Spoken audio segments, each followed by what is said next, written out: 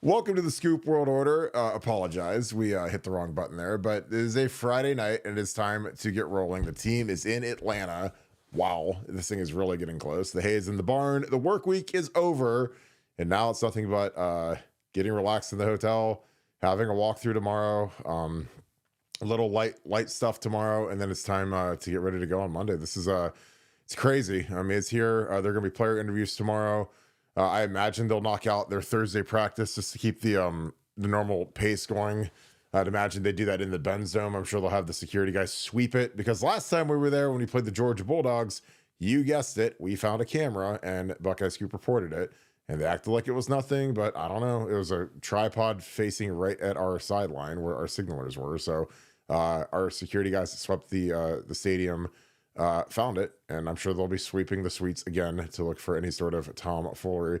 A little different now that it's Notre Dame and not the Georgia Bulldogs, but I'm just saying you can't be too careful in a moment like this. With that being said, as always, if you guys enjoy our content, please leave us a like, click subscribe, also click that little alert bell. Again, I appreciate all that you guys do on this show. Appreciate all that you guys bring to the table.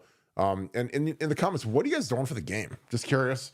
I know a lot of you guys are going down to Atlanta. It is ungodly expensive. So to mitigate that, we're going to be doing a live stream here on the Buckeye Scoop YouTube, where I will be giving commentary, breaking down film.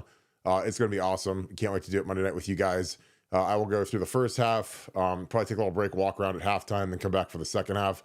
But it's going to be excellent. And I'll give some feedback if I can get some film at halftime. It's going to be awesome. So if you guys enjoy our content, please leave us a like, click subscribe, also click that little alert bell. Again, I appreciate you guys so very much for all that you guys do. Also, if you guys want to do something huge and guarantee a national championship victory, get your iPhones out right now. Click on Apple Podcasts, type in Buckeye Scoop, and click download and click subscribe. Best way to guarantee a championship is to make sure that you follow the championship level podcast that we put out. And I appreciate you guys. So with that being said, I'm going to bring in someone who's attending the game. He has been panhandling and selling plasma for the last couple days to make up the cost, but it is exceptionally, it has to be the most expensive national championship of all time.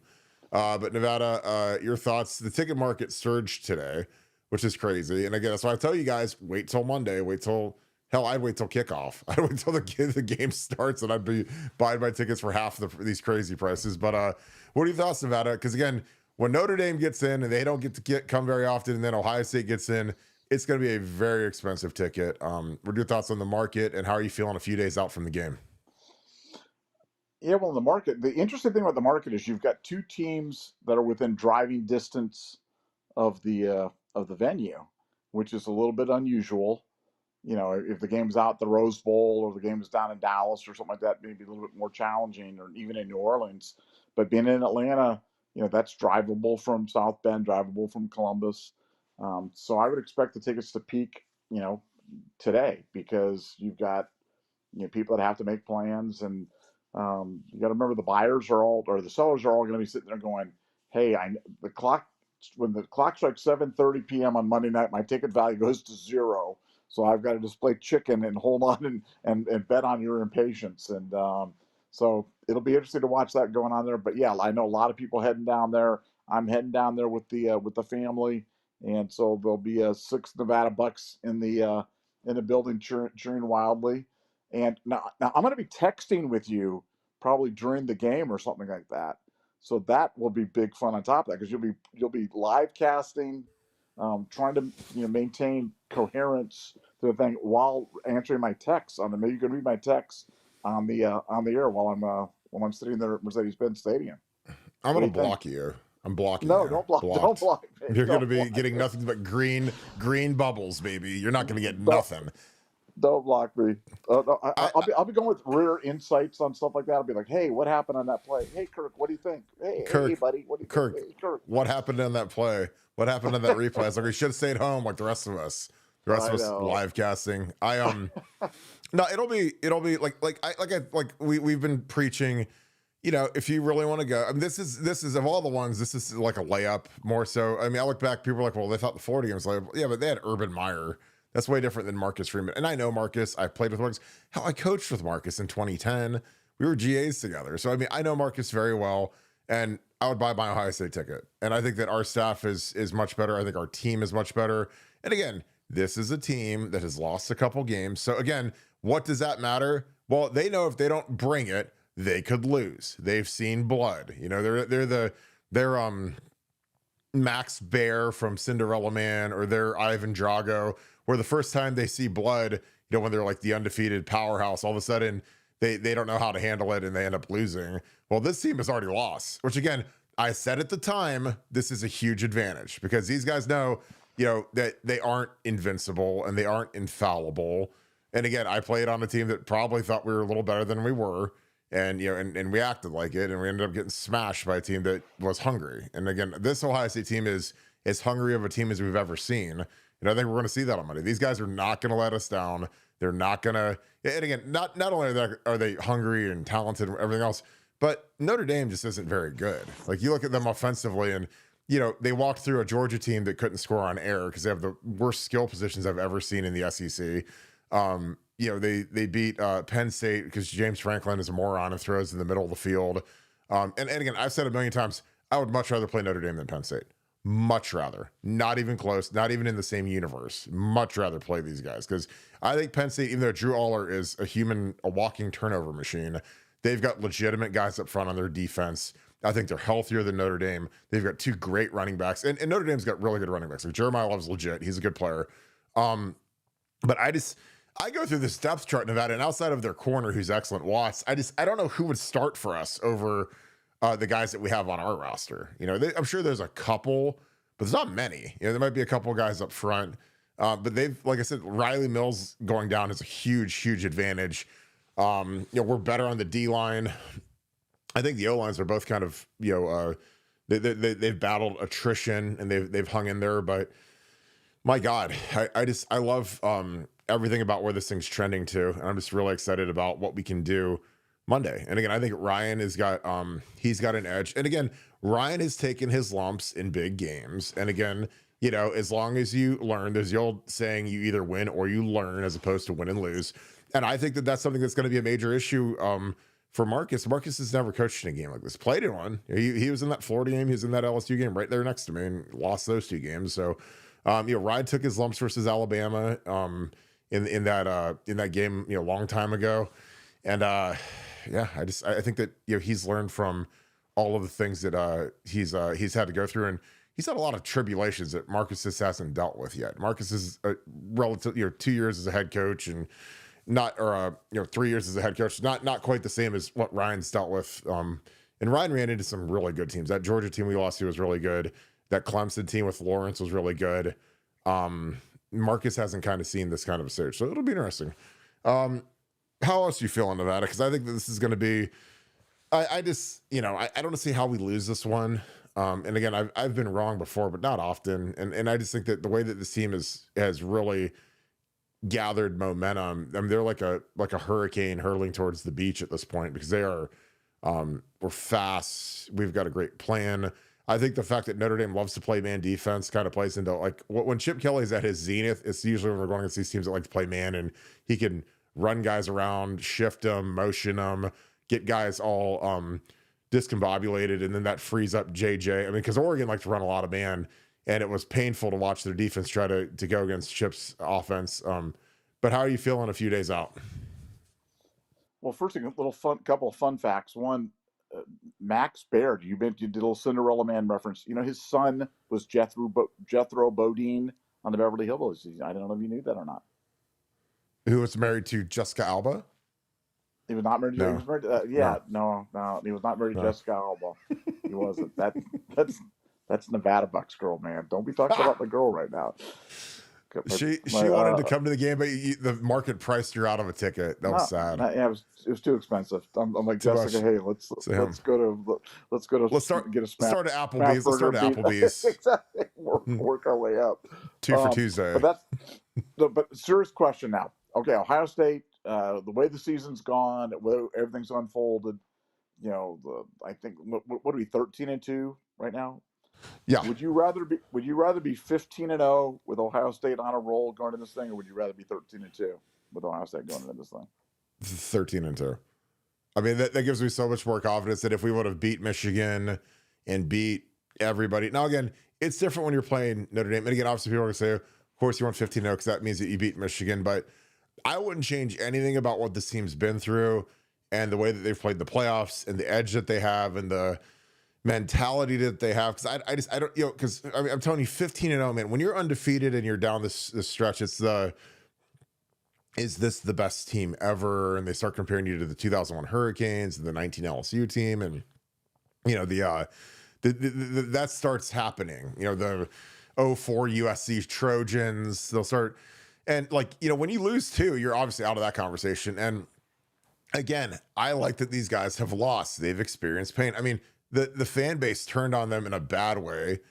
Jack Sawyer's Players Tribune talked about Ryan Day had to pull his kids out of school, and the teachers are saying stuff to the kid. I mean, it's vicious. And again, I've lived it when we've lost games and had to come back to campus. And I mean, I had to go to class like 2 days after we lost to the Florida Gators. I mean, that was, you want to talk about wanting to go fly to Bora Bora for a month. Like, that was the time where I was like, God, I wish I could be anywhere in the world except for Columbus. But hey, you can't run from it. And again, when you're in season, you got to go right back to work. And that's the thing about when you play football at a place especially at a place like Ohio State where the expectations are insane, is your resiliency.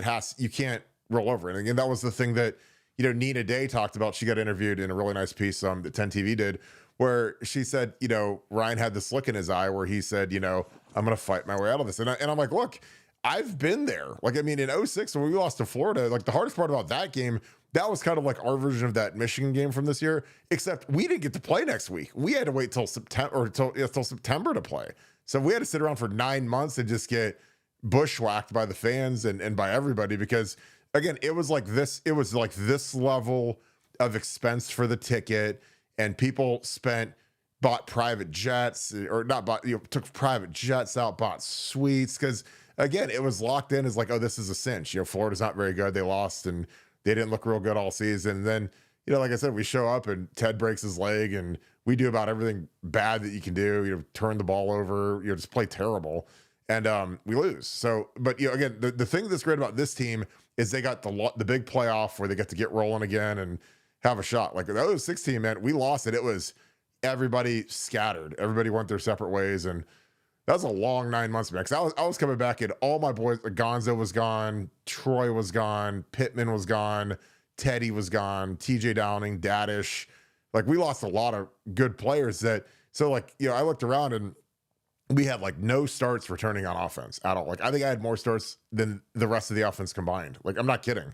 We were very young on offense, and our defense was a little bit more veteran, but we didn't get a chance to play that next week. So I wish that team could have experienced a loss. Now again, I hate losing. I mean, I'm not saying that losing is fun and whatever, but it does help you kind of recalibrate and focus when, if you just keep winning every week, everyone just says, oh, you guys are the greatest thing ever and we love you. And these kids and these coaches and the people in the program, they know that, 6 weeks ago, there were a lot of these people that are saying how great we are that didn't want anything to do with us. They didn't want to wear their Ohio State stuff. They were embarrassed for the program because we lost to Michigan.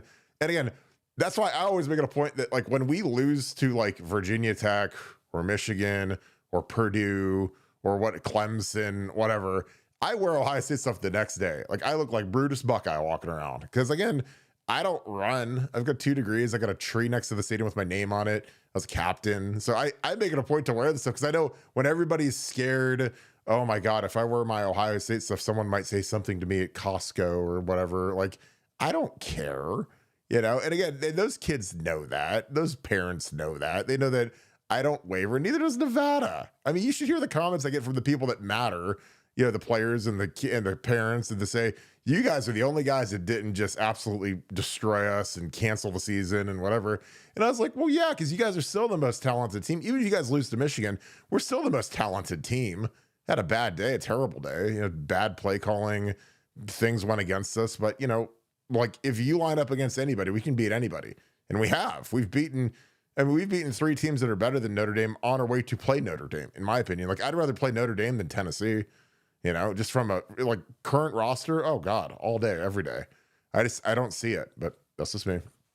Um, are you kind of on that wavelength, Nevada? Because I just think that you learn a lot from losing. And again, you're a guy that you've owned sports teams and you've seen teams streak the wrong way with a losing streak, the right way with a winning streak. I just think that, good teams can kind of come together when they're in a bad time, some adversity. Now, bad teams are going to be bad teams. They're going to sink to the bottom of the ocean, and you'll never hear from them again. But I think that it's galvanized these guys. And I said on the show the week of the Michigan game, I'm like, look, it's terrible. It sucks. It was embarrassing. It's whatever. But these guys still have a chance to win the big ring. Now, every other season prior to this season in the history of Ohio State football, we had the one Georgia, so not everyone, so everyone except for one, we were done after the Michigan loss.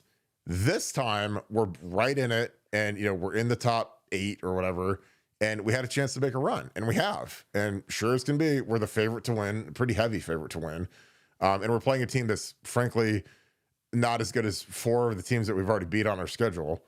But again, I don't know. I love the mentality of this team. I think that they know that this would be a crime against humanity if they biff this one and they don't focus and play. And like I said, it's like the gold medal game. When Team USA beat Russia, that wasn't to win the gold medal. The next game was to win the gold medal. So like Herb Brooks is like, well, we beat the Russians, who are the greatest team of all time, and we can't choke it up versus I don't know what Finland. European. Yeah, they played Finland in the finals. It's like you can't gack it up versus Finland after you win the biggest game of all time, because then it's all for naught if you don't get the gold. And that's kind of where these guys are. What are your thoughts?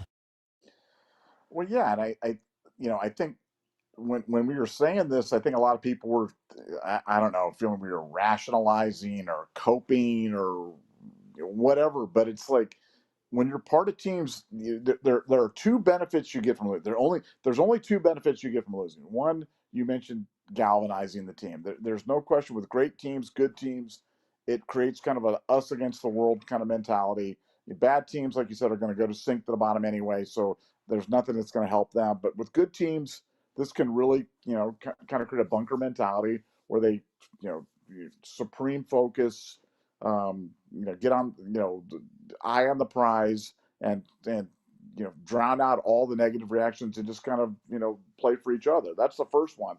The second is initiate change, because when you're winning, it's really hard to change stuff. It's really hard to change your defense. It's really hard to change your offensive philosophy. It's really hard to change anything. People, in sports, they're very superstitious about their approach, about where they stay, about how long they do it, whatever it is. And I think coaches don't want to change anything when you're winning. And I think for Ohio State, had we pulled it out in that game against Oregon, and they don't call the offensive pass interference, and our guy kicks the 36-yard field goal or whatever it is, do we change defenses? Do we change?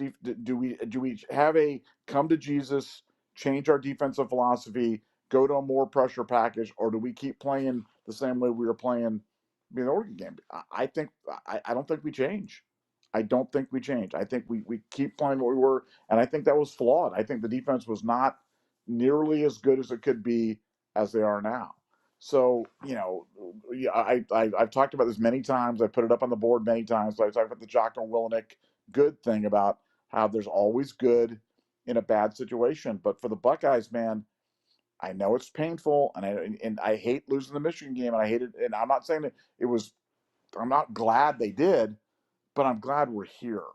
I'm glad we're here. I'm glad we're here with this kind of a mindset. We may lose on Monday, but there's 0 chances because we're overconfident or not focused or not trying or whatever it is. I mean, these guys have been through it all, and you do not experience that if you go 15-0. If you go 15-0, you're talking about being on Wheaties boxes and greatest team of all time and undefeated and can't be touched and whatever. When you're 13-2 and you've lost the rivalry game and you've lost tough games along the way, I mean, people doubt you. And let me tell you what, Will Howard thrives off the doubt. He revels in the doubt. He loves it. He hears it. He hears all the doubt. He hears all the, Riley Leonard is better. He is an upgrade over Will Howard, and Notre Dame's got the advantage at quarterback, and Will Howard will be a 6th-round draft pick. And man, he lives for that stuff, and it drives him. So I personally, like I said, it's been a crazy journey. It's been a crazy road. Um, I, I'll never forget how down I was leaving the stadium, late November, cold and defeated, walking out of there. I just thinking, man, this really sucks. But man, sometimes you got to go through that to appreciate the good times. And I'm so excited for this group.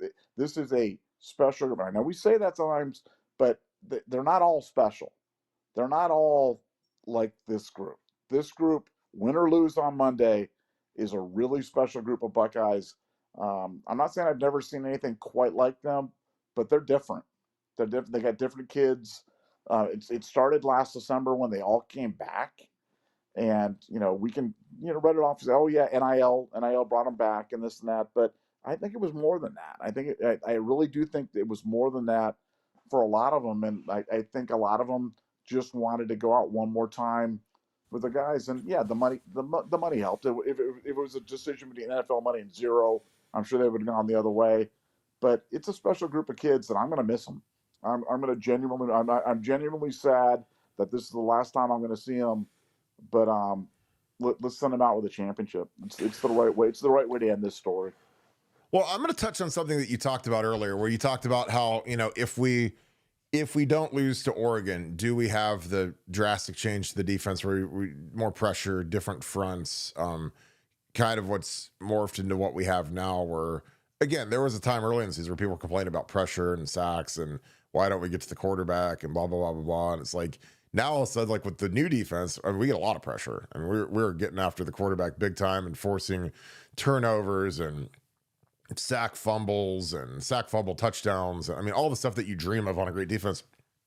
And to me, the answer is probably no, because, like if imagine you're Jim Knowles or you're Ryan Day or you're whoever, and Ryan, is he going to really walk down the hallway and have a hard conversation after they beat the number one team in the nation on the road at Altson Stadium or whatever? They were two. I don't know what their number was, but we were 2 and 3. I don't know what it was, but anyways, I just don't think that happens. And then for the next layer of that is, how would the kids react if all of a sudden you're making these drastic changes to something that we just won the game with? Because then you walk that tightrope of, well, are the coaches scared that we're changing what we believe in and what worked and what we just won? And, like, what if this new way doesn't work? What if this high pressure with the different coverages, what if this doesn't work? What if all of a sudden we give up more points or we play worse because we're changing something when we just won or we just ran the table? Like, that's the thing. Do you sow seeds of doubt into the players? Because again, that's something that's real. Now, again, I've seen coaches, I've seen, like trying to sound the alarm, and when teams are winning, like it's a lot harder to hear what a coach is saying when you're winning every game. Now it might be obvious and he might be right, but same token, man, it's really hard to be like, yeah, man, I can't wait to change all the stuff when we're 12-0 and we just beat Michigan and whatever, as opposed to, we lost to Oregon, then we get embarrassed at home by Michigan. And again, do they have that bloody team meeting that, again, we detailed it to a T because we had people in there that told us all about it, and we had a huge podcast about it, talked all about it. Are those hard conversations had when everybody's winning, when everyone's happy, when there's no pain and agony? I don't think so. I know that there isn't. And again, I think that those are productive sometimes because it challenges people to be better. And it's hard to, when everything's going swimmingly, it's very easy to just be complacent and whatever, So I don't. For me, man, I don't know. Like I just think that there's a lot of benefits to going through some struggle, and I've talked about it every night because I talk to Jim Trussell and I talk to some of these guys, or Urban. I had to talk to Urban. I talked to Truss about it, but that 0-2 team that everybody loves, they were 7-5 the year before. So what do you think the fan base was like then when you lose 5 games in Columbus, Ohio? It's terrible. The 12-0 team that I was a coach on the year prior, we were 6-7. I mean, we lost 7 games in one season at Ohio State University. Think about that. That's the worst team in the history of the school. And the very next year, with a lot of the same guys, we go 12-0. We had Braxton back and a lot of the big names, and Honestly, we probably might have had a little bit less talent because we were younger on the offensive line, but we played harder and Urban's system was great and whatever. So, but I just think that we're gonna look back and when we lost to Virginia Tech in 14, that was kind of a catalyst to really dial it in and get guys going and focus and we gained momentum, ran the table, and I think that adversity is good for teams. So it's like in the NFL, like there's teams that lose and they have these terrible games, like I talk about when the Patriots lost to the Chiefs, and I don't know what year it was, but they got destroyed at Arrowhead. It was a Monday night game. It was like 35-7 or whatever, and and they all say to a man that was the thing that changed everything on the season.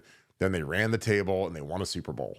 But they all pointed to that night where they were humiliated on national TV, and all of the national genius pundits were like, Tom Brady's done and Belichick's done, and should they rebuild and should they trade Tom Brady and blah, blah, blah. So I don't know. Adversity is good in football as long as you have great leadership. But again, this team's got maybe the best leadership in school history because of how many seniors we've had, how much experience we have. It's a deep group, and these guys have played a lot of football. I mean, Jack Sawyer, JT's been starting since his freshman year, make his final start on Monday. Ty League, Ty Hamilton. I mean, these guys have played a lot. Denzel played a lot as a freshman. These guys played a lot of football, and that's to our benefit.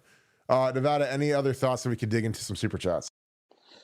No, but I think the leadership thing is something that people kind of take for granted, but you look at some of the Buckeye teams, and they don't all have great leadership. They don't all have those guys that have been there, because it's hard when some teams, your best players are your young players, and if your best team is your young players, it's you've been in I don't need to tell you, but it's really hard for a freshman or a sophomore or somebody to be listened to by the older guys. Freshmen and sophomores, they generally want them to shut up and just play and do whatever. And so it's kind of a confluence. You need to have your best players be your most senior players, be your most respected players, and that's what you have with this. I mean, you've got a defense that's got a bunch of fourth and fifth year guys. I mean, JT's got 40 starts, 50 starts under his belt. A lot of those guys, I mean, they're all in over 20, 30 starts. Will Howard comes in from Kansas State, but 35 starts under his belt. Caleb Downs comes in from Alabama, but he's an All-American. So I mean, there's a lot of leadership in this room on this team, and that can in situations like this is who you want to lean into. This is who you want to make sure. These are the guys that'll make sure that room's ready on Monday. Make sure that you're not overconfident. They'll make sure that you're not coasting into it or whatever it is. And I'm just telling you, you and I both, we have really good contacts with the team. This team's ready. They are ready. And you can never guarantee success in football. It's a funny game sometimes, and stuff happens and stuff. But they are not going to lose because they're not ready. They're not going to lose because they don't have a good game plan. They're not going to lose because they're not enthused or not, whatever it is. I mean, they're ready to go. They believe in the plan. They are supremely confident in the plan and what they're going to be doing and how they're going to attack Notre Dame. And, I think if you're an Ohio State fan, you want to know, how is Ohio State going to go after these guys? Go watch the USC game. That's the game. Go watch the USC game. And that's the film that Chip's been burning the midnight oil on. And that's the one that I think that's what the game plan will look a lot like on offense. And the only difference is we have a defense that's the best defense in school history, and USC had no defense at all and threw 2 pick-six late. Otherwise, Notre Dame loses that game and is not even here. So watch the USC game. That'll lead you the other way. Yeah, I think you made a lot of good points there, but the leadership one is so huge because I played on teams that had terrible leadership, and that 04 team was not great. I mean, and I played on teams that had great leadership. 05 was great. I thought 06 with Troy was great. And then I had to do it in 07. And again, I didn't sign up to be a captain. I mean, I had to be a captain just because I was by far the most veteran guy, and I owned it. Again, I'm a guy that I would prefer not to have to be a captain just because I'd rather just go about my business and work. But we didn't have anybody else, so I was the captain that year, and it's a big challenge when you're a captain coming off of just getting annihilated, in a bowl game, in a championship game, and maybe the worst loss, one of the 2 or 3 worst losses in school history. And so you got to kind of rebuild, the fortress after it's been hit by a nuclear bomb. So, I really worked hard, and when I talked to Jack Sawyer, and again, I love Jack Sawyer. Like he is a kid that is very near and dear to my heart. And I told him, the key to being a great captain is you have to play well. You have to play really well. You have to have a career year. Jim Tressel always talked about that. Your seniors need to have career years. Or if you're a third year junior and you're about to go to the league, you got to have a career year. You can't be out there stinking it up. We had Lydell Ross get stripped of his captaincy in the middle of 04.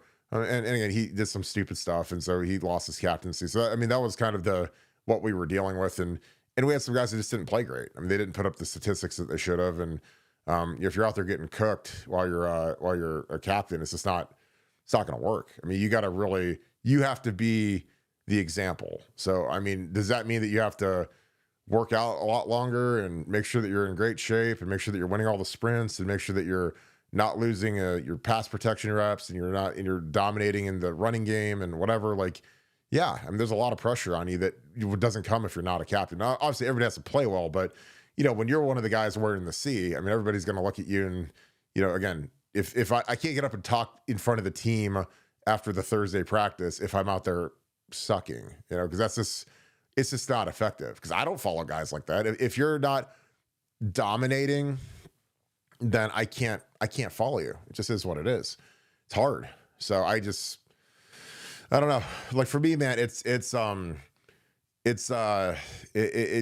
I'm proud of Jack and Cody Simon and Trey and this team. You've got great leadership when there's like 4 other guys that aren't captains that are like captain level leaders, like Donnie Jackson and Lathan Ransom and Denzel and Tyleek and Ty Hamilton and JT Tuimoloau. I mean, this team legitimately could have 12 captains that are like, okay, that makes sense. There's no, like I said, Urban made it kind of stupid, and I love Urban Meyer, but like he'd have 13 captains, and and there were some years with Ryan where I thought it was stupid because he would name guys that don't play captains or some backup or some special teams gunner, or like that cheapens it and makes it, not what it should be. Like if you're a captain, you better be a starter, playing a ton of snaps, playing well, all Big Ten minimum, all American, optimal level. And that's kind of where we're at. Cause like again, all of our guys should have been all Big Ten. They don't get promoted, but they're all minimum all Big Ten guys. And just really excited about this game. Cause again, these guys have rallied from a really tough spot and a miserable, existence after that Michigan game to being on the precipice of doing something amazing. And I think that these guys are going to lock it in. And, this is a business trip. And I think that the way that the team has traveled, they get in a couple of days before, they get their work done, and then it's go time. And I think it's going to be exciting on Monday. Nevada, any other thoughts? And we'll get into some super chats. Nah, just yeah, I can't wait. Just love the mindset of the team, and just really excited to see the game. Yeah, I am too. Let's see. Josh Hopper. Hey, brother, love the show. Which Natty game were you more nervous about this year, 2021 versus Bama, or 2015 versus Oregon? By far, Alabama. By far. Just because, we had the dumbest human being in the world in Kevin Warren leading the charge to hurt us. And so we did not have Tommy Togiai, who was arguably our best player on defense that year, because of COVID tracing or whatever.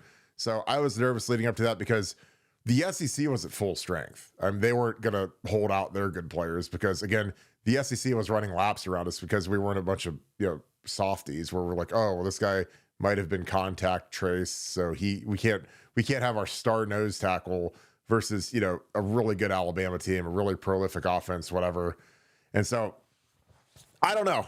Like, to me, Oregon, I wasn't nervous about. That first drive, I was nervous. I was sitting next to Nevada, and Marcus Mariota had about the most perfect drive you could ever imagine for an opening drive. And, and I remember in Urban's one book, he said, we might have to score 100 tonight. Because I remember I was watching that first drive with Nevada, and it wasn't Chip Kelly, but Chip hadn't been gone for that long. And it looked and felt and smelled a lot like what Chip Kelly liked to do.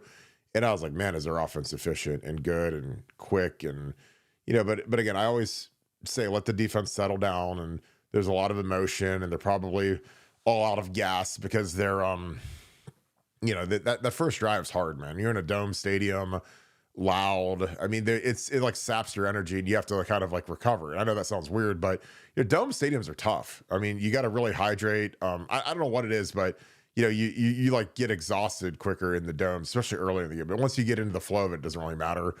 But Alabama by far, just because we lose Tommy Togiai, and then when we got into that game, and our superstar Trey Sermon gets knocked out on like the first drive, I was like, oh god, here we go again. This is the Florida game all over, the Ted Ginn game, and I'm not saying he'd be worth the 50 points or whatever, and Nick Saban could have scored 100 that night, but when we're watching that scheme and Tough Borland is a great kid. He shouldn't have. Urban was a little stupid making him a captain as a sophomore, making him a 3-time captain, but Tough's a good kid. He's coaching at Wisconsin now, but like him trying to cover us running the 4-4 and having him try to cover Devontae it made me feel terrible for him, because all he was doing is what some idiot coach told him to do, which was cover him on a crossing route, which he has no chance of doing. But he was put in that position by the soon-to-be fired Kerry Combs. And again, Kerry, good dude, whatever. But dumb game plan. Trying to put a linebacker that runs a 5.2 40 versus a guy that runs a 4.3 who won the Heisman. Not good. So by far, Bama, because I thought that they, when I always look at who's across the sideline.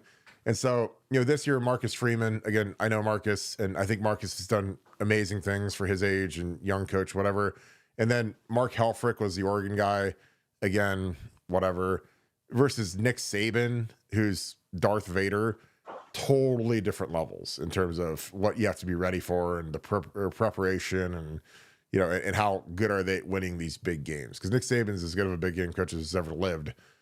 So you got to take that into account. Nevada, Josh Hopper, again, thanks for the 5. Appreciate you, my dude. Says, hey, brother, love the show. Which natty game were you more nervous about this year, 2021 versus Bama or 2015 versus Oregon? What are your thoughts? For me, it was 2015, just because 2021, or whatever, I was so disconnected that year with COVID, and that year just felt surreal. I don't know. It's really hard to kind of describe. I don't know. Everything about that didn't feel, I don't know. I don't know that, but Oregon was scary. I mean, Oregon was legit scary. And yeah, you and I were sitting together, and they went down the field. We're like, oh man, it's going to be a long day. We're going to have to score to keep up with these guys. And we buckled down and did it. I've gone back and rewatched that game too. I'm not saying we were fortunate to win the game, but there were a lot of plays where that game could have swung either way. There was some big drops by Oregon guys and some stuff. So, I mean, we all remembered it's like a 3-touchdown Ezekiel Elliott coming out party, and we smashed him and this and that. But man, that game was a lot closer than you'd like to think. But for me, it was 2015. For whatever reason, I just that Mariota led offense for Oregon was super scary, and I was glad to be there and see us get the victory. Yeah, I didn't think they could stop our running game, and I watched them versus Florida State, and they again going into that game, they annihilated Florida State. Now Florida State played terrible, and Jameis turned it over a bunch, but like I just didn't think that they played hard on defense, and I was right, and I was like, we're gonna maul these guys up front, because they just weren't, and they had 2 first-rounders. I mean, DeForest Buckner is as good as there is in the NFL at defensive tackle, and Eric Armstead was really good, but they played like guys who were trying to get to the NFL and not get hurt. Like that's how they played. They played high because they're both 6'7". And they also they had no interest in defending the run. Like you see some of these guys that, there's defensive linemen now with this new era that they're not real interested in being physical against run. And that's something that as much as people bag on Jack and JT about sacks and any other dumb thing that they've said about them, those guys are hellacious versus the run. Those guys play so hard versus the run.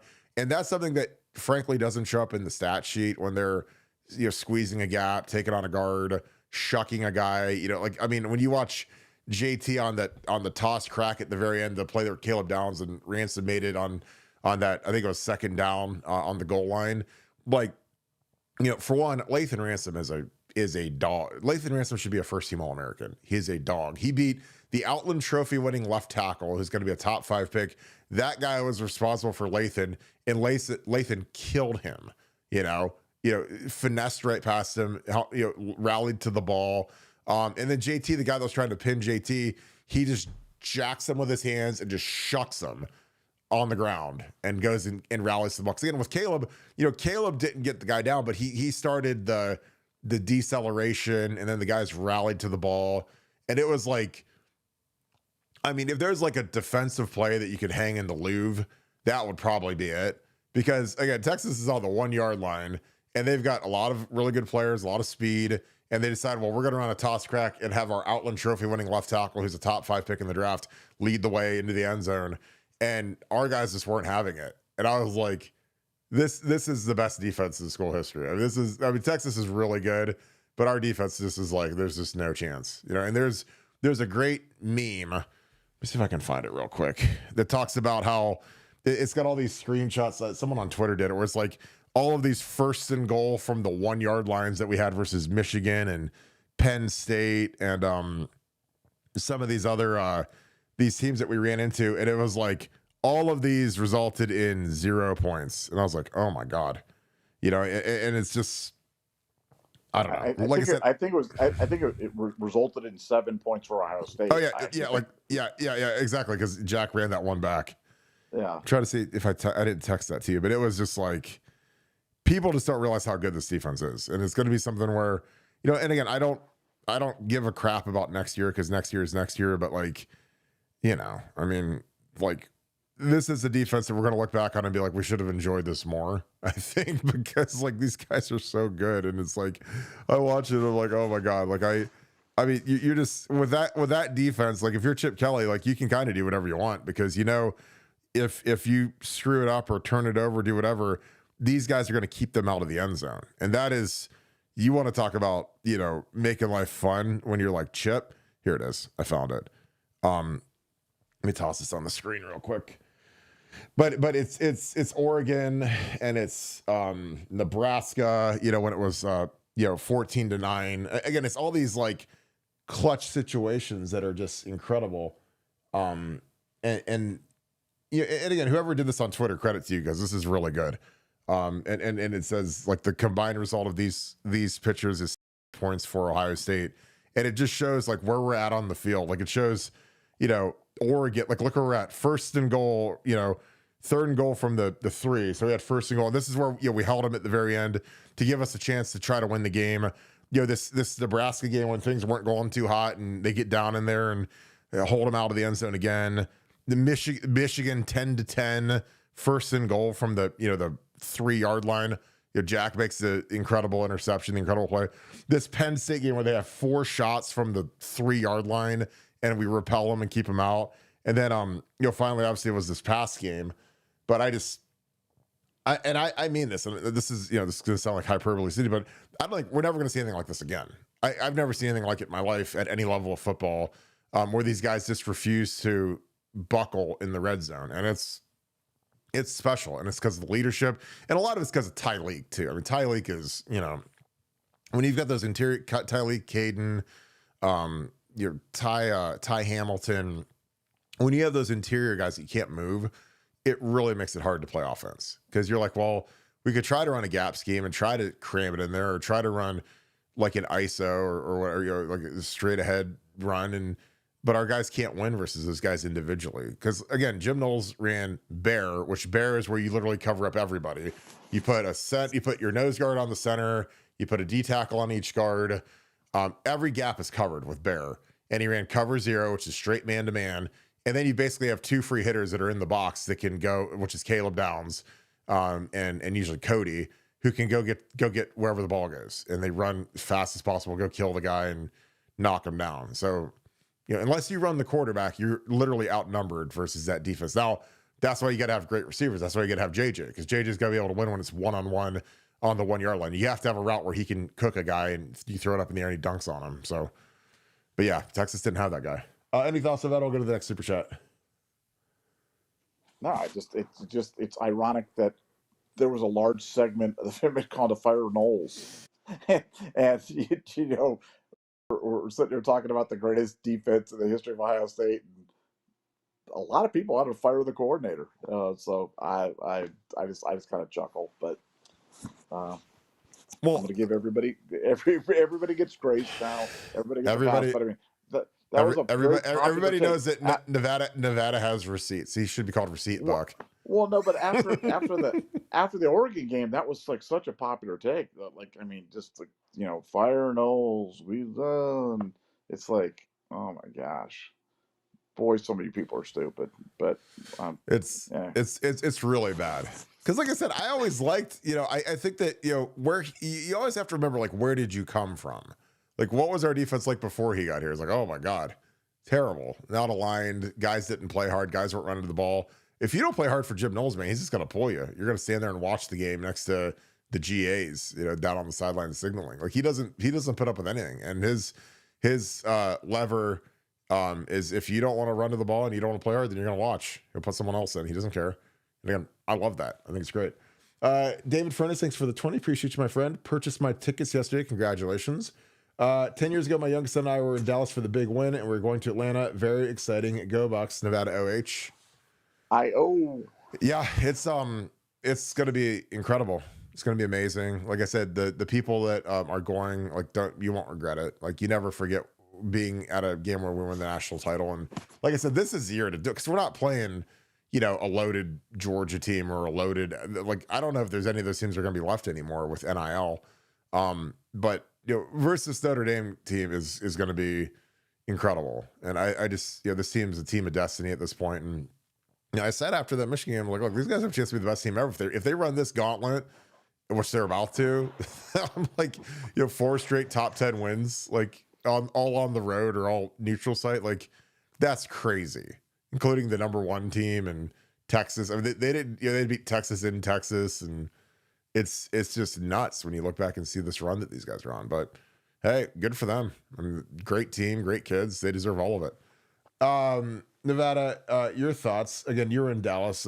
Talk for a second, like, what's it like? I mean, when you see the confetti go up and you see your team win, because you always talk about how you don't know how many of these you got left, and none of us are promised tomorrow, so it doesn't matter how old you are. But it's like, and we're not ever promised that we're going to get here, because we're like 1 injury away every year from not being real good. You lose your quarterback week 3 and it could get sideways. Now, I know that we did it in 14. That's exceptionally rare. You got to have a lot of things and a lot of luck to make it to this place. But talk a little bit about going to a game like this. Yeah, I'm big on moments. I've talked about that a lot. I've talked about, Tom Watson almost winning the British Open, or, the miracle on ice, or, just the stuff that are just those special moments in sports, and sports kind of creates them unlike anything else, practically that you have in, as you go through your daily life. So yeah, I don't want to miss it. I've been there. I've seen 2. I was there for the Miami game, and I was obviously there for the Oregon game. I was also there for the Florida game and the LSU game. So I don't want to miss it. I really feel like this is going to be our finest hour. I think we're going to play our best game of the year, our most complete game of the year on Monday. And for Buckeye fans, be loud. You want to contribute. You want to be part of it. Be loud. Be loud on Monday. That can make a big difference. And I know I'll be doing my part. And if you're not at the stadium to be loud, you can be loud on the live stream, the Scoop stream, because I'll be on here, baby. Scoopcast. We will be here, and Nevada will be texting me, and he'll say, "I'll be texting you." I don't even know what that means. I don't even know what that means.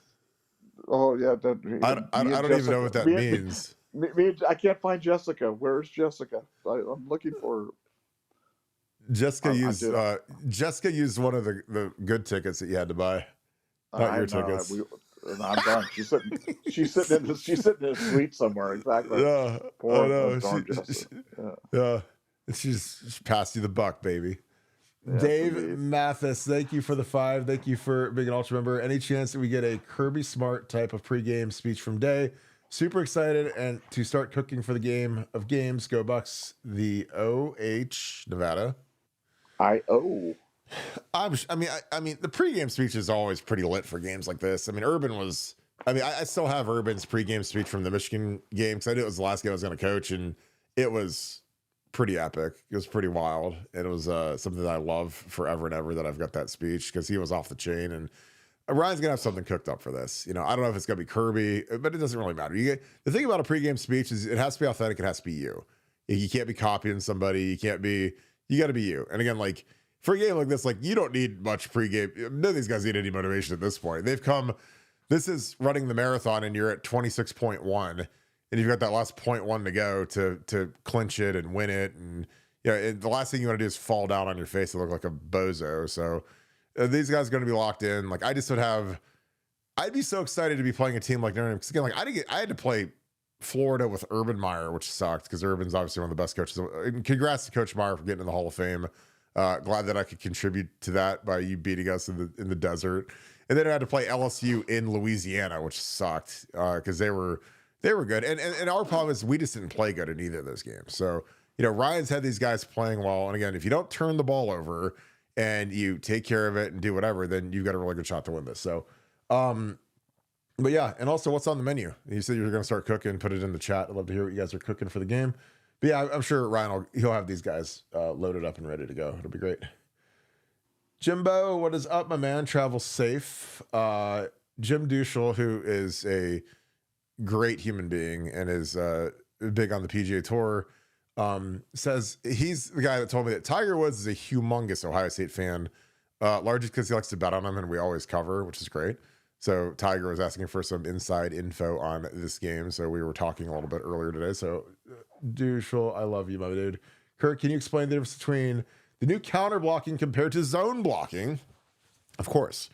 I'm going to try to make this as simple as possible because I know that we have a lot of people that really have never coached or played football that I have to try to make sure that I don't make them fall asleep while I explain it. But zone blocking is something where, everything is kind of working like forward. It's kind of like, it's called on to on is what we used to call it. Let me see if I can get a little whiteboard on here and see what I can do. Let me see if I can get this. Boom, boom. There we go. Okay. Let me, I'll just draw up a zone play real quick. Then I'll drop a quick counter play. I will not make this long. I promise you. Cause I know that some of you guys, this might be a little heavy. But with zone blocking, click in there. There we go. I'll get this out of here. Zone blocking is what we used to call on-to-on blocking. So, in a traditional zone scheme, here's your center, here's your guard, here's your tackle, guard, tackle, tight end. I'll just run our most basic inside zone play. So, when you have your defense over here, here's your end. Give us a 3 technique. Give us a G shaded right there. Give us an end. Give us a backer. Or give us that'd be like a might, or that'd be a Mike. Here's a Will. So, with zone blocking, it's a lot of on to on. So you're working here. So you're on, and on to on means is that everything's kind of working this way. Everything's working front side. So your double teams are working front side. Like this, if this makes sense. So on to on is, you're on here to here. So on to on, working front side. This is our most basic inside zone play. If this is a read option, you put a box on this guy, and this is the guy the quarterback reads, hand the ball. He picks a hole, winds it back here. Wherever there's a split is where it goes in a zone scheme. So we weren't particularly great at these double teams right here on these interior guys. And that was something I've been critical of. You guys that watched the show have probably heard it. So it's something where we weren't getting a ton of, like, this guy would usually arc release for, if there's like a nickel or a safety, whoever's out there. So that is zone blocking. It's on to on, and it generally does not involve a puller. The big easy way to tell if it's gap or zone is there's a puller. If you see a guard pulling, it usually means it's a power play or it's a counter play. And so that necessitates a gap scheme. So for a gap scheme, one of the plays that we love to run is a play that we used to call topper, where you pull the guard and the tackle. And so, I'll give us a 3 technique. Ideally you want to run this to the 3 technique side. So I'll shade him there, nose, and, give me, a Mike, give me a Will, put a Sam out here or whatever. And we'd run, we'd run this topper play where we would read this end, and the difference here. So on to off, which is gap blocking, is, you know, here, instead of working front side to this mic, you're working back. So that's off, you know, as opposed to it all being a front side flow, you're working back. Here, the center's blocking back. And something that we do a ton that Ryan loves to do. And honestly, something that's really beneficial that nobody talks about, because most of the people that do podcasts or talk about Ohio State football have no idea about scheme, is that we pull our guard, and the guard, his job is to kick this end out. And then the tackle, his job is to, we used to call it the reamer. He would have usually the mic. He'd have the second guy. He'd have the next defender, which is usually the mic. Sometimes it could be a safety, but in this picture, it'd be the mic. The mic would flow over here. That would be his guy. And then you hand the ball off here, but you read this end. If this end pinches in, then the quarterback keeps the ball and runs around the corner, and there's nobody home. So this is a gap scheme. So again, you see the gap blocking here. We have this double team back, a back block here. So it's on to off. This is on to off.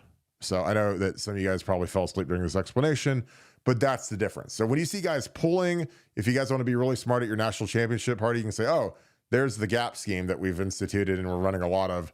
And when you don't see guys pulling, then in general, it is a zone scheme. So that's my explanation. Something that has been really good for us that nobody talks about is the fact that, you know, this is Josh Fryer, you know, and Josh came up as a guard, and in the NFL he'll be a guard, not a tackle. And over here is Donnie Jackson, 74. And he's obviously played 35 starts as a guard. So when these guys have to pull on this play, they're really good at it, because guards pull much more than tackles do. Like when I was a tackle, we never ran this play. I never pulled. I mean, we would do some stuff where we get out on the edge on the toss crack stuff, but we didn't pull and kind of have to sort through trash, which is kind of what happens. Like when I show you that photo and it looks real clean, but a lot of times in real life, there's a blitzer or the front's moving or somebody misses a block, and you got to kind of sort through everything in real time versus guys that are running 4.40s playing linebacker and find your man and get him and engage him and do whatever.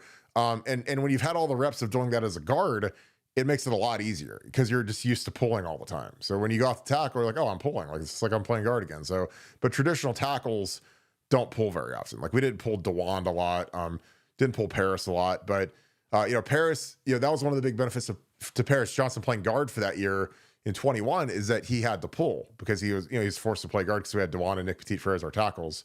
So it's something that's a good skill to have. And frankly, I wasn't good at it just because I'd always played tackle my whole career. So if they had asked me to run that play, it probably wouldn't have looked great. But with Josh Fryer and Donnie Jackson, they're exceptional at finding their target, like sifting through the trash and getting on who their assignment is. So, all right. That is my explanation of zone versus gap. Nevada, wake up. Are you still alive? Are you at the game already? Because that was pretty long. Are you walking into Mercedes-Benz zone because you're glazed over? Oh man, I am. Yeah, I nodded off. I'm not gonna lie, I did. I nodded after about the second hour of that. That was like watching Ben-Hur or something like that. That should have had an intermission or something like that. That was as painful as buying tickets today. Oh my God! Yeah, more. You're like, I'd rather go buy. He's like, I'd rather buy the whole stadium at this point than watch that again, huh?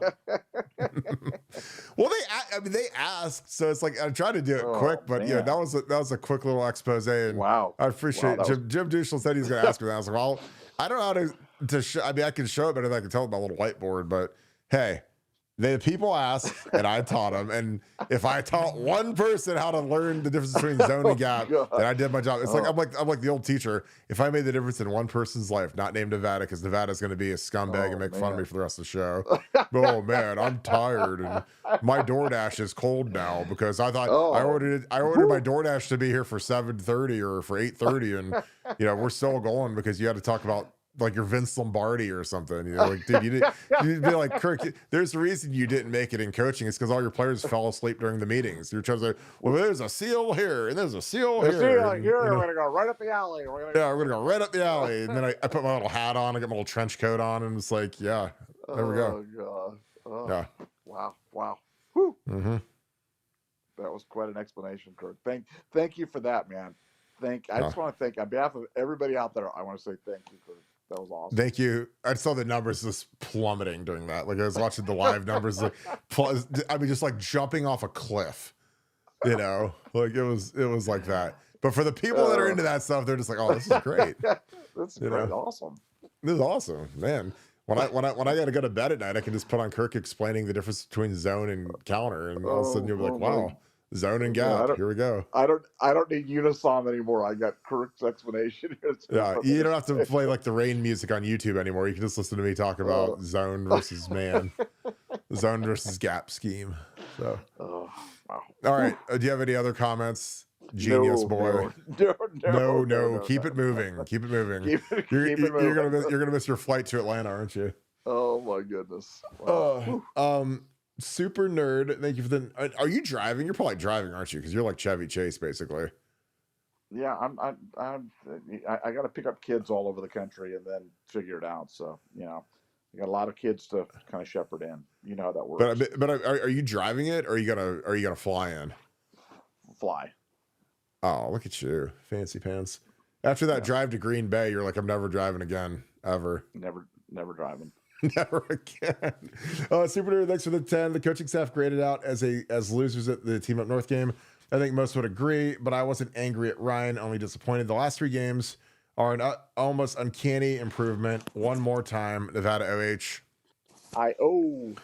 Yeah, like, and honestly, I don't even say the coaching staff. I just say that the offensive, and again, I think it was Ryan just trying to play ultra conservative football. Like, that's what I really think it was, because like it didn't look like what Chip wanted to do.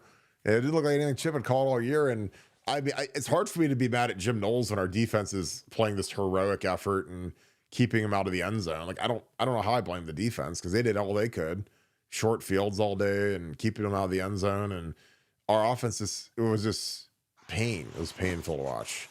Nevada, your thoughts? Super says the coaching staff graded out as losers for the Team North game. I just think I'd really give that one to Ryan. I can't grade down Jim Knowles when his defense played like that.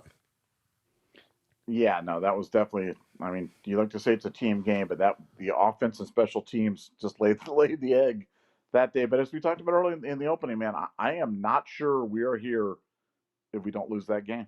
It sounds like a rationalization, sounds like a whatever it is, but I mean, we'll never know. It's unknowable, so we could argue that to the end of the days. But sometimes those are the best, and it makes sure that we're hyper focused for Monday after having gone through a game like that. So there's definitely good that can come out of it.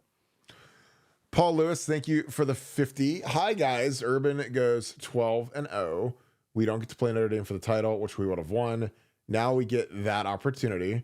Question: how does that Notre Dame team stack up against this Notre Dame team, including injuries? Ooh, I mean, I think that this Notre Dame team is better just because of the quarterback situation. Like, their quarterback, I think they started Everett Golson, who was terrible. Their quarterback's, he's good. I mean, he's a player. Like, he's a gamer. He's a guy that wins games and wills his team to win. So I respect Riley Leonard a lot. But I knew going into that game against Alabama, they were in trouble. And I remember I was literally, I had just finished done coaching, and I was on vacation with my ex and her parents, actually. And I was on, it was a cruise, and everyone on this cruise ship was Notre Dame fans. And I was like, and I'm wearing my Ohio State stuff because we just went 12-0 and we got hosed out. But I'm wearing my Ohio State stuff every day. And people are like, what do you think about the game? I was like, I think you guys are going to get annihilated. Like, I mean, I think it's going to be a bloody execution tonight. And they're like, really? What makes it? I was like, have you seen Alabama's players and their lines? And this is when Saban was really cooking. I mean, he was, really cooking. And I was like, yeah, it's going to be a long day for you guys. And then we get to that game, man, and it was Lions versus Christians, just as I predicted, because they were something else. Like, I remember in 2011 they played Michigan State. They beat them like 55-10 or something in the bowl game. I was like, different. And that was like kind of when he was really, really, at the peak, and they were really becoming the powerhouse. And, and that was Amari Cooper was a freshman. He had a huge game, and TJ Yeldon and Eddie Lacy wasn't fat yet like he was in Green Bay. So he was running all over him. It was a beatdown. I think this Notre Dame team is probably similar. You know, again, they've had a lot. The hard part of this Notre Dame team is like you look at the injuries they've suffered, and it's been tough, man. They lost their best defensive player, was a second team All-American. He's out. Riley Mills is not playing. Left tackle down to the third guy, and kind of playing musical chairs there. It's gonna be tough, but I don't know. Nevada, your thoughts? Paul Lewis, he says, "Hi guys, Urban goes 12-0. We don't get to play Notre Dame for the title, which we would have won. Now we get this opportunity. What are your thoughts between that team, that 12 Notre Dame team versus this year's Notre Dame team? If you can remember, because it was, God, that was a long time ago now. That was the Lene Kakuka team or whatever it was with the Manti Te'o with the fake girlfriend. The fake girlfriend. So I think on that basis alone, you got to go with this team over that because look, I'm bringing Jessica Alba to the game, and he had like a fake girlfriend that was actually a dude. How can you be a first-team All-American football player at a major university and have a girlfriend that you don't even realize is real? Yeah, exactly. Don't you have needs? I was like, I couldn't have a girlfriend that I've never seen before or talked to, or, I felt bad for him, but how dumb are you? There's this thing called, there wasn't FaceTime back then, but there was Skype and video calls, and there was stuff that you could talk to people and see them on camera back then. This wasn't the Stone Age. It's 2012. No, but look, if you're having a catfish girlfriend, like some online girlfriend that you've never met, then you're kind of pathetic. Like you said, you're an All-American at Notre Dame. You've got to be able to get a date. Burt Carton, TJ Downing pulled chicks. How can Monte Teo not pull chicks? Oh my God. You just compared me to TJ in terms of quality. Are you kidding? Oh my God. Oh my God! You guys are the dumbest. Oh my God! You guys were like. That's the dumbest thing I've ever heard in my life. Oh my God! Let's go back to Gap and Zone. Yeah, seriously. Let me go stab my eyes with my Apple Pencil. God bless. Jeez, and some of my teammates they just had some straight barnacles for their women's selection. Barnacles. I was like, oh my God. Oof. Woof. Ooh. You know, I was like, oh, jeez. Chloroseptic just thinking about it. Oh my God. I was like, whew. Wow. All right. I was like, some of these, all their girlfriends look like Waffle House chefs at 3 a.m. Oh God. Man. ARPA, thanks for the 5. Can't wait for this game. Nevada OH. Also, nice haircut. I don't get the haircut things. I haven't had a haircut in 2 weeks. It looks like hell right now. So your hair looks awesome, Kurt. Seriously, you could pull. It looks terrible. It's nothing but grease, and you've got the new Raptor. You got the hair. You got it all kind of going on right now. You got the KC lights. It did show up today. So I DoorDashed my car. It got here today. So it was a good day for the Kirkster. So let's go. Bucks forever 64. Thanks for the 5. Quick question. Looking forward to next year, who would you vote for to wear the block O? That is a great question because there's just not many great candidates. Because generally it's got to be somebody who's gone through some pretty significant adversity, and they have to be a senior too. So it really, when you don't have I don't feel like we have a huge senior class next year. So, assuming Quinshawn leaves and Davison leaves, Davison would be a good candidate. I just don't know if he's going to stick. If he stays, he'd be a decent candidate for it. Maybe Sonny Styles, because he's back. Maybe Lorenzo Styles Jr., who's transferred and he's dealt with some injuries and, he's really coming on as a good dime player. He plays dime when we add an extra DB. He's our guy that comes in and, he'll probably end up starting at corner next year, I'd imagine.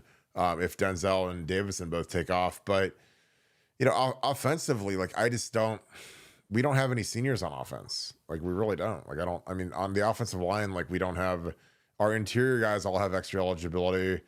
I don't imagine they'd give it to Ethan, the big left tackle that we got from Rice. Tight end wise, Will Kazmarek has only been here for a year, so I don't know if he has enough street cred to get the block O, but to me, it's the candidates, the list is just so short. Sonny Styles and Lorenzo Styles Jr. and like I think Lorenzo Sales Jr. would be a really good candidate just because he's dealt with a lot of injuries and he's kind of taken the long road to be a contributor and he'll probably be a starter next year. And because it's about it's not about best players. It's been like Thayer Munford. It's been Xavier Johnson. So it's not always like, you don't like give to like JJ Smith, or it's kind of like a nice little, they gave to Thayer Munford the year that he moved down to guard, which was a huge deal. I mean, Lorenzo Sales Jr. would probably be my vote at this point, just because he's dealt with a lot of injuries. He's had to wait his turn. Transferred obviously from Notre Dame. He's a really good blitzer. Like, I mean, Jim Knowles loves to blitz him from the slot. That'd probably be my pick. I don't know what adversity Sonny's gone through. Like, I mean, usually someone who's dealt with injuries, and like Cody Simon's a great pick because he's had the shoulders and had to wait around for 5 years, and that's kind of miserable when you're questioning if you can play or not. So I'd probably say Lorenzo Sales Jr. at this point, just because there's just not a lot of candidates. Like this year, you could have gone Lathan Ransom, you could have gone Denzel, you could have gone Cody, you could have gone Donnie Jackson. Hell, you could have gone Josh Fryer. I mean, Josh Fryer's had all kinds of injuries and in and out of the lineup. You could go Trey Henderson.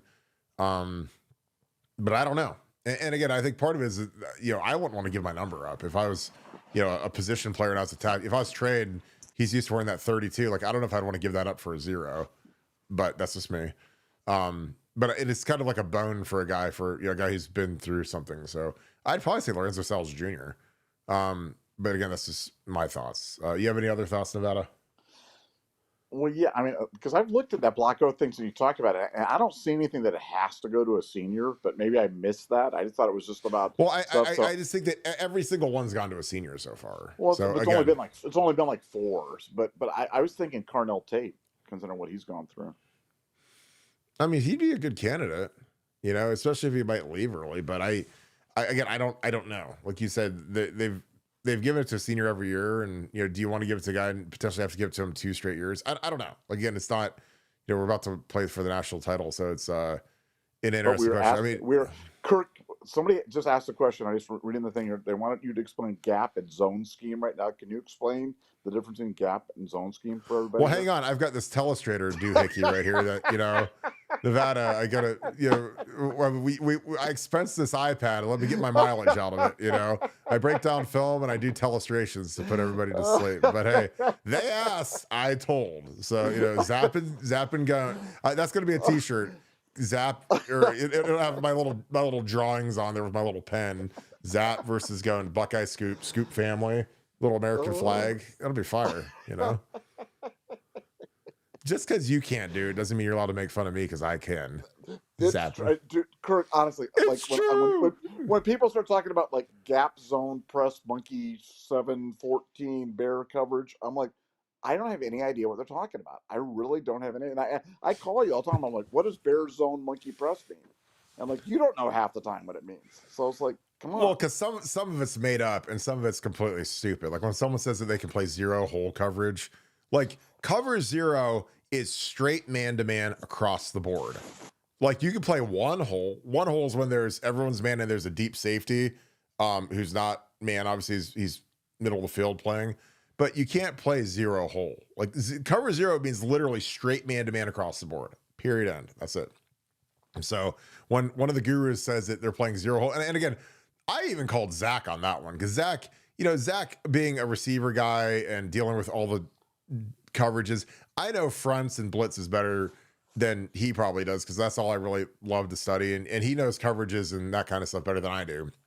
Besides that, but I know him enough because you got to remember when you're a coach and you're a scout team coach, I just coached the scout defense. So I had to know all the defenses. I know how to run the defenses. I had to know where the guys went lined up, every coverage, 2, 4, 6, 8, 0, 1 hole, 1 buzz, 3, like every single coverage you could ever imagine. I knew because I had to know it.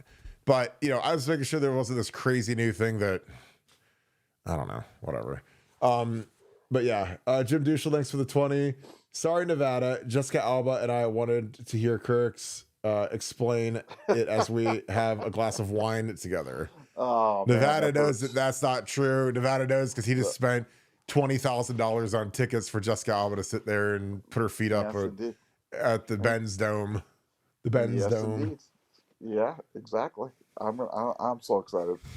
The way I know Gap and Zone is the way that you know that Tick Pick doesn't have fees and SeatGeek does have fees. Like that's true. I know a lot Kirk. about I know a lot about tickets, man. I do know You a know lot about tickets. you know a lot about fees.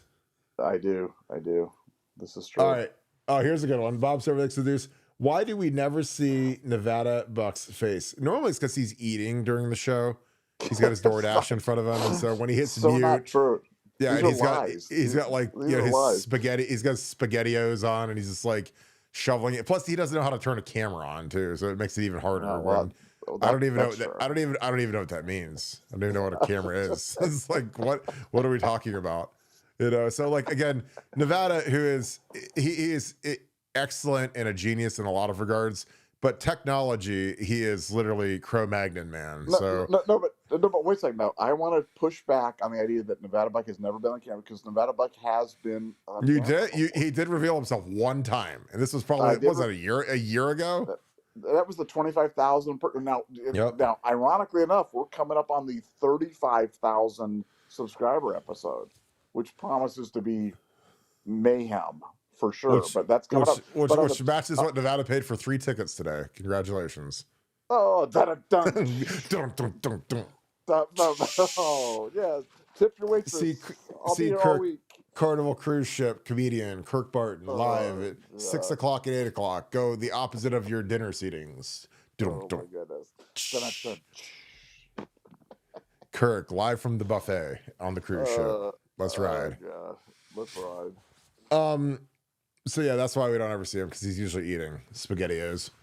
And he doesn't know how to turn a camera on, and I don't feel like flying to LA to turn his camera on and then fly home so we can do a podcast. Old man River over there is like, I don't know what this means. And Kirk, do you have any idea what this means? Do we have technical support? It's like, no, I am the technical support. I have to figure out how to do stuff. Kirk, you are the world grinds to a halt if I don't figure out how to do it. Do you know how to do it? No. Can you learn how to do it? Sure.